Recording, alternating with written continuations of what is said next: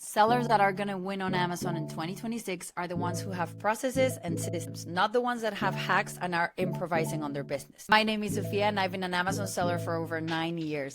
And if I had to start all over again, if I lost everything, this is what I would do to start and win on Amazon on 2026. If my goal was to succeed on Amazon and e-commerce and have a long career in this business, my first step would be to invest in education first. If your goal is to start fast and be successful as fast as possible, then learning by trial and error can really slow down your process and make you lose a lot of money that you later on have to earn all over again. Before putting my own capital at risk, I would learn the rules of Amazon, the business models that you can do there, and what are the risks before I even start selling a product. I believe it's smarter to learn how to avoid the biggest and most costly mistakes rather than actually making them and learning from that. So my first step would be to get close to somebody who has more experience on Amazon than I do and investing in that, especially because that's going to save you time and also money. I wouldn't really want to waste my time making mistakes that I could learn elsewhere. I think that's more time and cost effective. So I would sign up to a community, sign up to a learning system that allows me to move faster and get straight to what I need to do instead of running around in circles trying to find my way. The second thing that I would really focus on is looking at Amazon as a place where I can build assets instead of just selling products. I think one mistake most newbies make when it comes to e-commerce is thinking that e-commerce is this ecosystem where you only sell products. And the way I like to think of it now with my experience is e-commerce is a place where I get to build assets. I can build assets that I control, and that also, of course, includes products. Products become assets, brands become assets, but also relationships with suppliers become assets, relationships with brands become assets, the skills that I develop become assets, and all of those assets can compound over time. So I'd ask myself, if I were to quit today, why would I own? What things do I own? What skills do I own? What relationships do I own that nobody can take away from me with the suppliers, with the sales reps, from brands, with the brands itself? What skills cannot be taken away from me that I can then transfer to any given platform that I want to work on? What skills am I developing that people would want to pay me for? Even if it's not in a product, but skills that I can then transfer to services that people would want to pay me for. This would be a mindset I would carry if I were to start all over again. Stop thinking about Amazon and e-commerce in general as just an ecosystem to sell products, but rather a place where I can get paid to generate assets. At the same time that I'm generating assets and making money off of that, making money of selling products, I'm generating other assets like skills, like relationships that will compound over time, that can transfer to any given platform, and that can pay me in the future, in the long run, more than even a product itself. Amazon in 2026 is competitive but predictable. The advantage this year will go to sellers that are focusing on building infrastructure, not tactics, less chasing of trends, and more career-level execution. I think the biggest mistake that I would not repeat, this is a mistake that I made 9 years ago when I first started, was treating Amazon as a place to sell stuff instead of a place to build a career.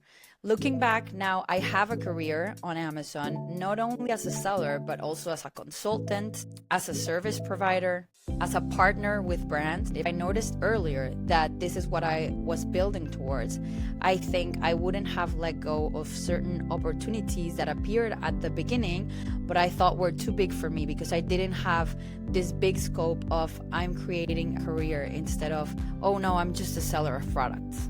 When I first started, I saw suppliers and I saw brands as transactions instead of as business partners. So if I were to start in 2026, I would start seeing them as business partners for possible future ventures instead of just transactional relationships. Because I have long-term standing relationships that I started 8 years ago. So if I've known that, I would have started treating them as such from the beginning. Another mistake I wouldn't repeat would be when I launch products of my own, to look at them as wealth assets instead of just as cash flow only. I've had brands that I've started years ago and I still have them today and sell those products. And I see them now as wealth assets, not just as a product that generates a little bit of cash flow. If I started now, I would build every single product as a wealth asset that I will have for many years in the future. I would approach Amazon differently.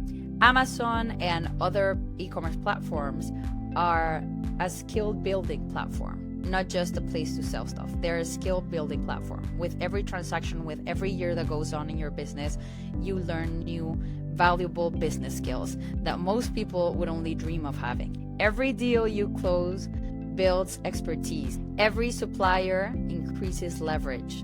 Every successful product becomes an asset that you can scale, sell, or replicate. Products are vehicles for learning and for leverage. Your suppliers are your business partner, not just sources. Access beats tactics every single time. If I were to start over, I would start looking for wholesale sales first, working with a few suppliers, really focusing on building a relationship with the supplier and the brands, getting a few wholesale sales first, and then I would look for launching my first products once I have that data, that experience, and that expertise. Because again, wholesale builds data and knowledge, and also supplier access.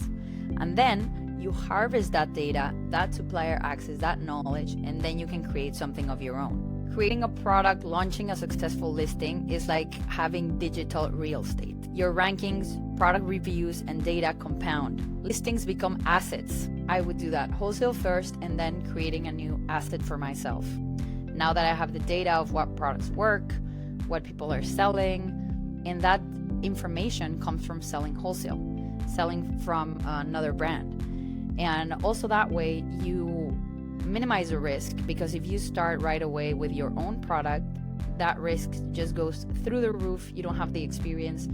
So wholesale first, the risk lowers, get that skill in, and then after that you can create your first asset yourself. If I started in 2026, one of the main advantages I would have would be AI. If you're looking at this video and you're just thinking about starting out, let me tell you, this is the best time to start an Amazon business because of AI.